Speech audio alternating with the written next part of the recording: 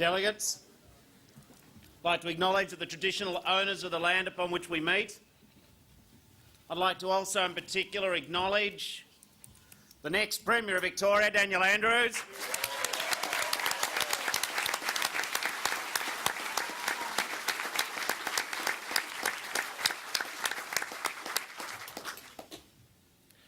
We have one message for Tony Abbott today, and I have one message for him in particular.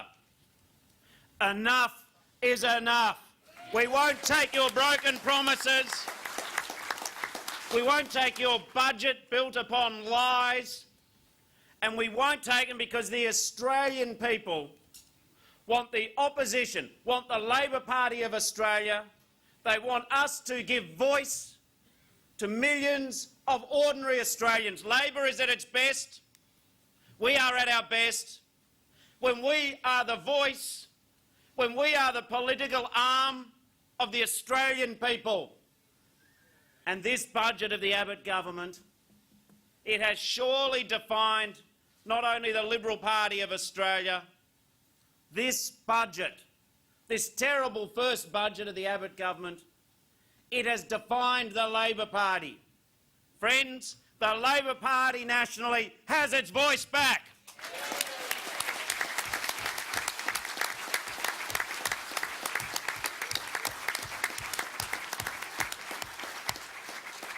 There are some in the political commentariat, there are some in the conservative ends of Australian politics who said after the last election that the sun has set on Labor. They say that there are no more problems requiring that Labor Party passion. There are no more problems in our community requiring that Labor Party energy, that Labor Party solidarity with ordinary people. Well, this budget has proven that there is much work for Labor to do. And when we look at this budget and we look at this first several months of this terrible government, let us have a look at who this government is abandoning. And at the head of this list, surely there comes our Medicare system. Labor will fight, and we will fight for the principle, the central principle of universal access to Medicare.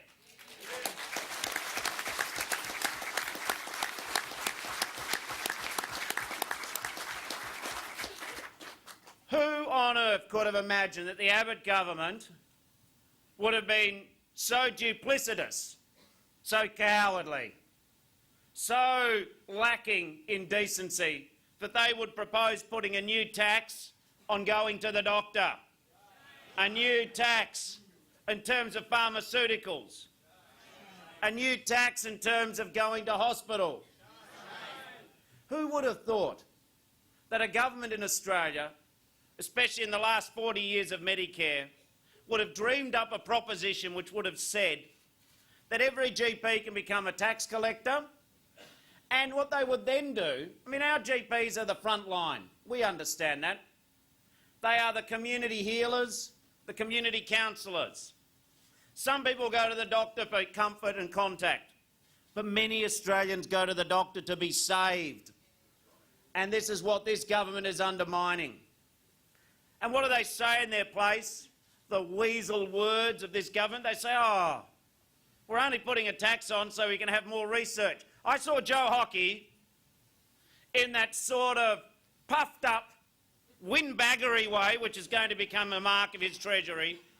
He said, well, we might find a cure to cancer. You know what, Joe? Everyone wants a cure to cancer. Of course they do. Many of our families have been personally touched like mine about cancer. But how dare you say that somehow a cure to cancer is dependent upon wrecking Medicare? That is wrong. What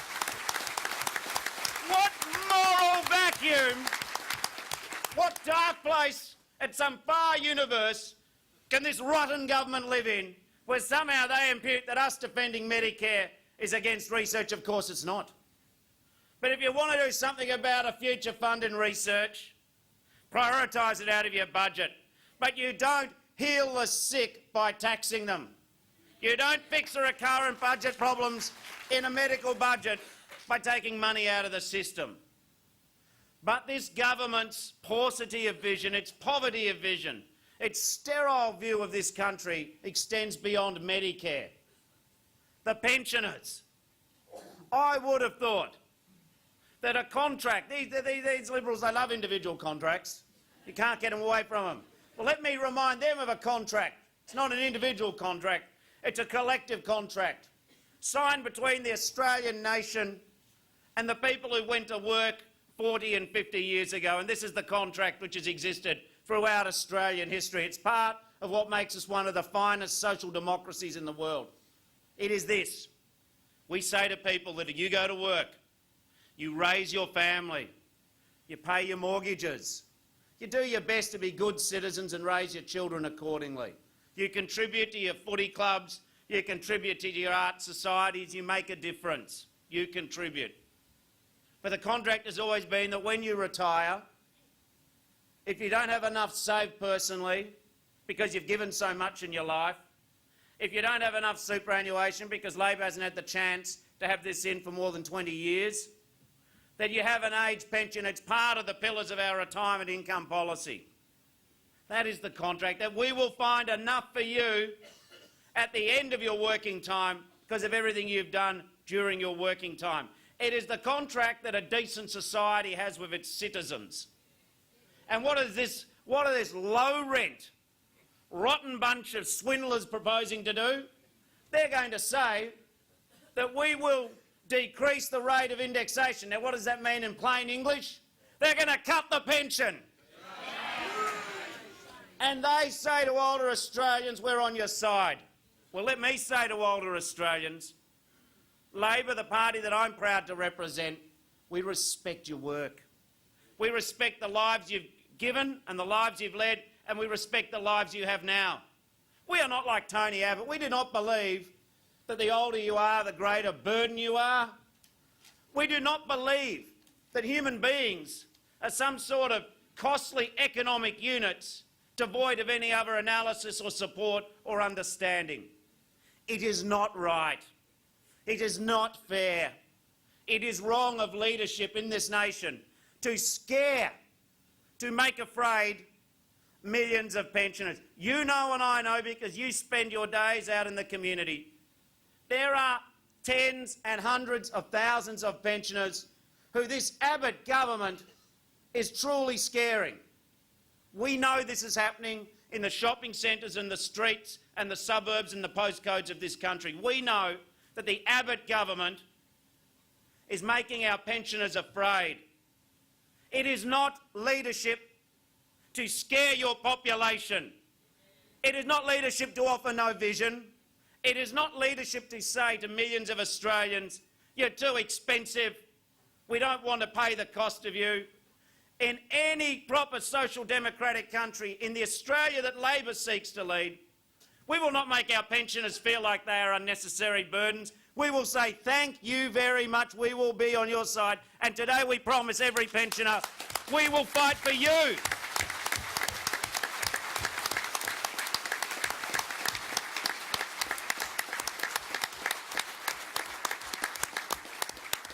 Labor believes not just in Medicare and not just in fighting for pensioners.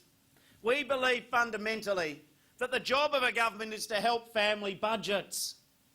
It is not the job of the national budget to put greater pressure on family budgets.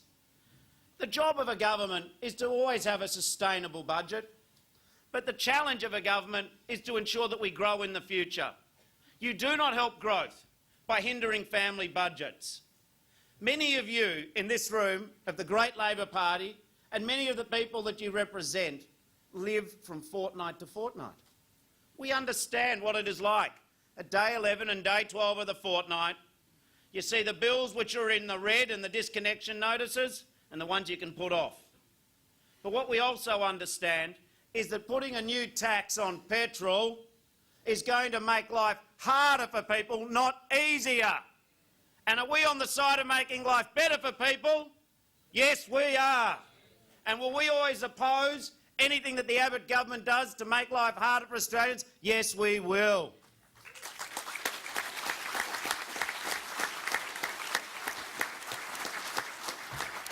When the naysayers who say that the future has to be one of austerity and the future is one of cuts, when the future is one of just you make people, you have to, the age of entitlement is over as that foghorn leghorn of treasurers does.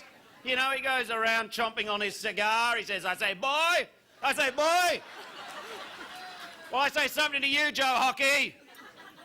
Do not make life harder for Australians, and we will oppose you and Tony Abbott's every effort to create a new underclass in this country. In Labor, in the House of Labor, which we all dwell, we understand that the greatest thing, just as every parent understands, the greatest thing you can do is give your kids a quality education. Education transforms lives. In this room, in this hall, we do not believe that an Australian's future should be predetermined by the wealth of their parents or the postcode they live in. That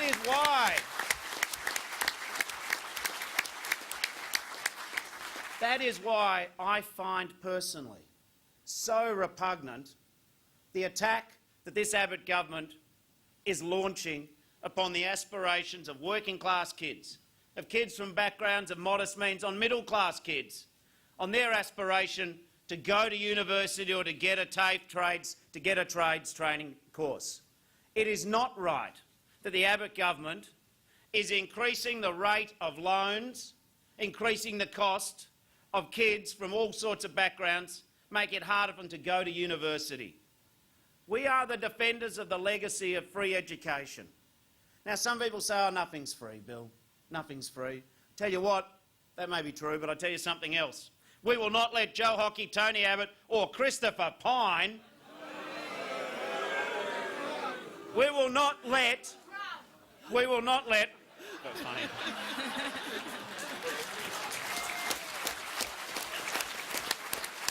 We will not let them wreck the university system of Australia. And they say, oh, it's great, we'd be like America. Well, you know what?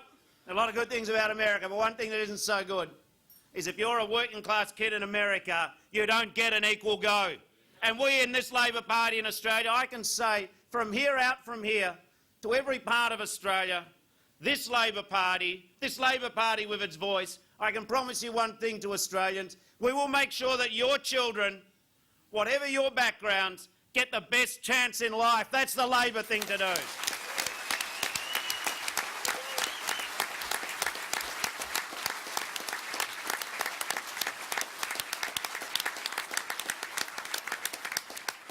But I have to say that the change which stunned me the most, not because it's the biggest change, because it's the meanest change, and I thought cutting the ABC was pretty mean, and I thought cutting the CSIRO was pretty mean and stupid. Of course you get rid of your scientists. That's how you find out the cure to cancer.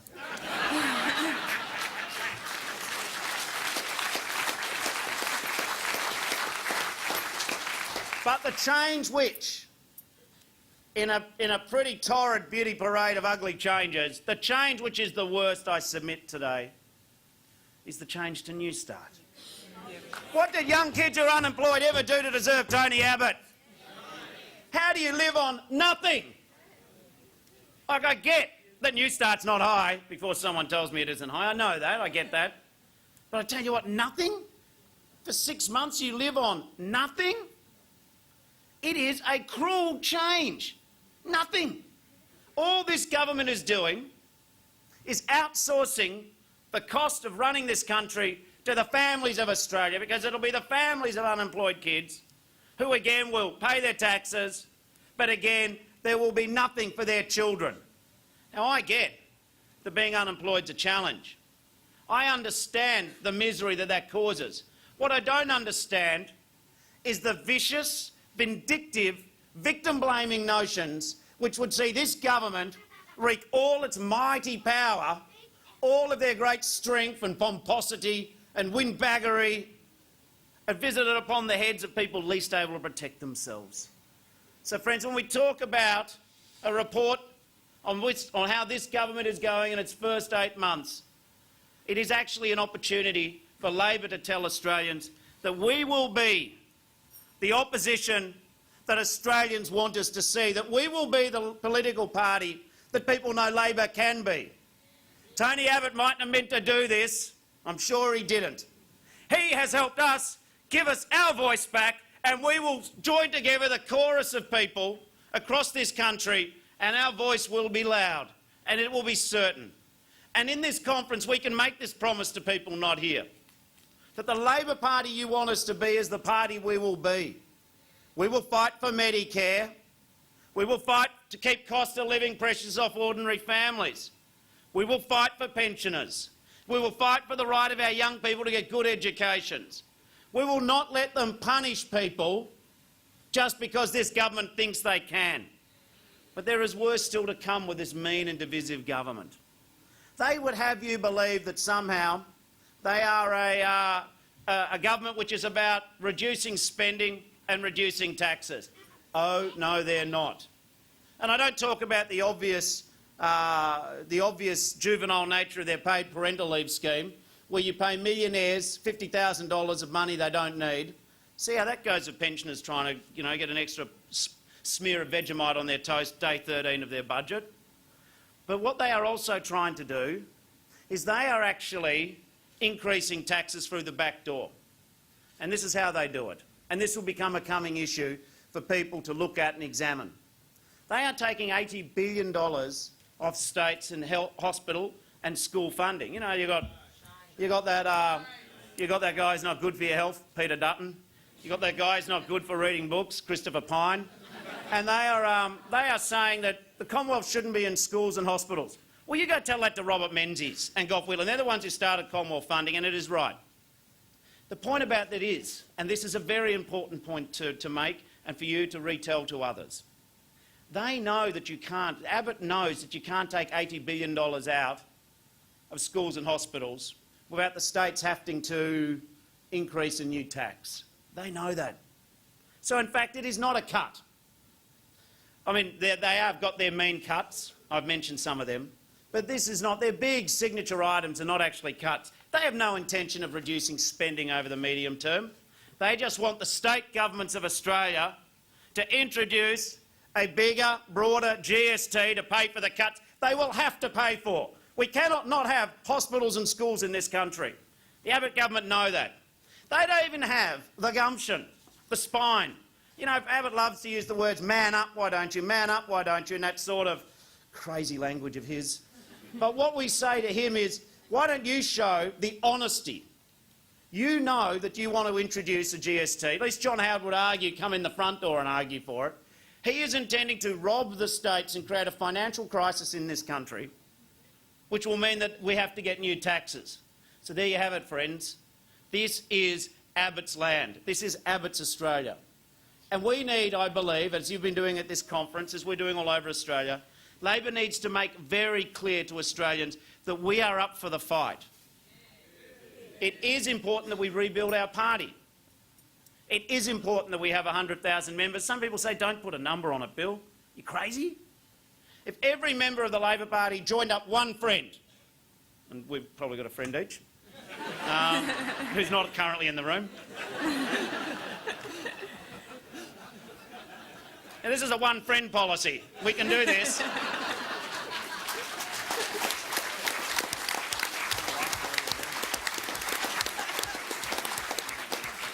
We need to rebuild. And I get that there's been a lot of good discussion, and I get there's a lot of, creative tension, and that's fine. But for me, what I believe in terms of rebuilding the party and what it looks like is this. We need to be a membership-based party first, not a faction-based party first. We need to have candidates from all walks of life. We need to be genuinely democratic. And I also believe that we need to strongly maintain our relationship with the union movement. It is possible, friends, to be pro-small business and pro-worker. It is possible, friends, in Labor, as we find our voice, to be pro the bush and pro the city. We should not allow the false dividing lines of our Conservative enemies to define who Labor represents. We need to be a party which sees this country writ large, and our own structures need to be structures which make it easy to join, not hard to join. Once upon a time, this great Victorian conference would have arguments about being taken over from the groupers. Once upon a time, we were being taken over from the communists. Now our danger is being taken over by the apathy faction. And we need to fight to be a strong party. Making it easier to join is a first step. Making sure that we have decision-making structures which involve all people is fundamental. We need to be a party not only that is membership-based, but a party which not only appeals to people from all walks of life. We need to be a party which attracts the best possible candidates. And one way we attract the best possible candidates is we have the best possible processes. So we can in this party, and I know that people say, let's just focus on them. Well, we also need to be honest enough to recognise we need to improve ourselves. But we can do this. I confess to being quite satisfied at the discussions and the deliberations which have gone on. And I know that in March of next year we will continue that process, and between now and then. But friends, I just want to make you a promise, as I've made Australians a promise, to be a proper voice of opposition in this nation, holding the Abbott government to account. I make you a promise. We cannot shirk the task of modernising the party. We cannot shirk the task of rebuilding the party. We cannot shirk the task of being a party which genuinely practices what it preaches for the nation of Australia. The Australia all of us believe in is a modern, outward-looking, democratic and confident nation. We need to be part of that story. We always have been, and we will continue to be so. There are people in Australia who have lost their faith in politics.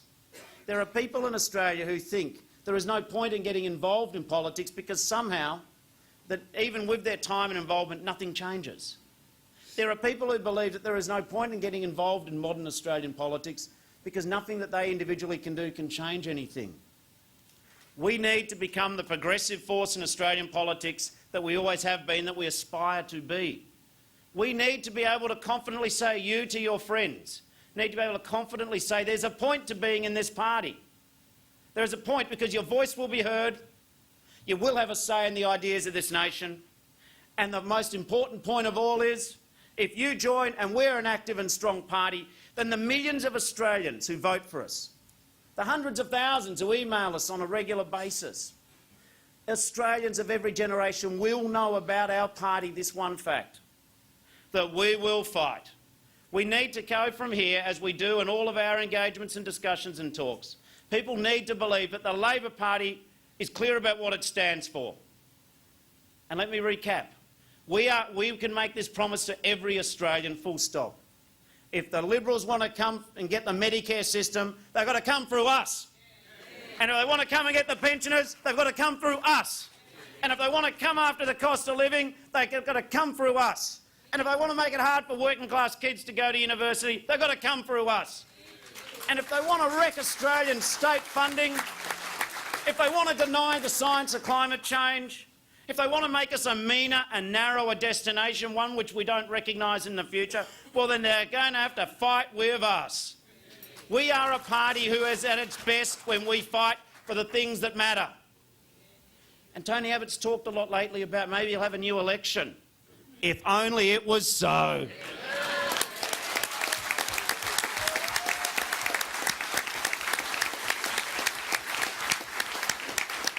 This party needs to be the best it can be because we want this country to be the best it can be. When Labor is united, when we are talking about the issues which affect all Australians, then we are a force which is to be reckoned with, and that is what people in Australia want. They want Labor to be the voice of the middle class and the working class and small business and the country people and the victims of domestic violence and the people with disabilities and their carers. People want us to be the voice of women getting treated equally. People want us to be the voice of opportunity, education and health. We need to be the party of growth, of productivity. We can and we will, and we can do it together. And it starts now. Thank you. Federal Opposition Leader